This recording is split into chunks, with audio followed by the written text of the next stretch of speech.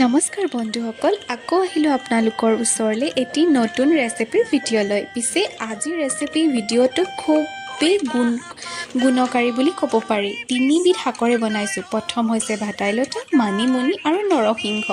আৰু এই তৰকাৰীবিধ আমাৰ আইতা মাহঁতে কয় যে খালে হেনো দেহাৰ কাৰণে খুব ভাল।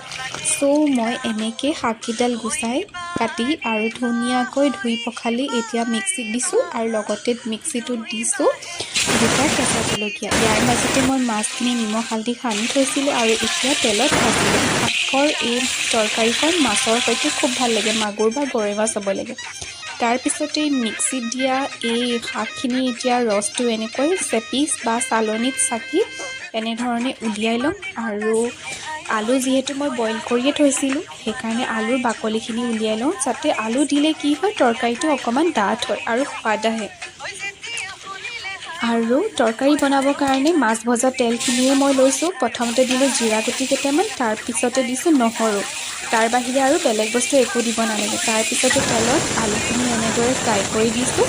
ইয়াতে অকণমান সোৱাদ অনুসৰি নিমখ আৰু হালধি দিম আৰু ধুনীয়াকৈ আলুখিনি ব্ৰাউন হোৱালৈকে অকণমান ফ্ৰাই কৰিম চিমত। আৰু তাৰপিছতে উলিয়াই থোৱা ৰসখিনি এনেকৈ আলুৰ ওপৰত দি দিম আৰু তাৰপিছতে কিছু সময়ৰ বাবে উতলিবৰ কাৰণে কেৰাহীটো মই ঢাকন মাৰি থৈ দিম। আৰু এয়া দেখিছেনে তৰকাৰীখিনি উতল আহিছে। তাৰপিছতে দিছোঁ মই পিচি লোৱা জালুকৰ গুড়ি আৰু এতিয়া দি দিছোঁ মাছ কেইপিচ।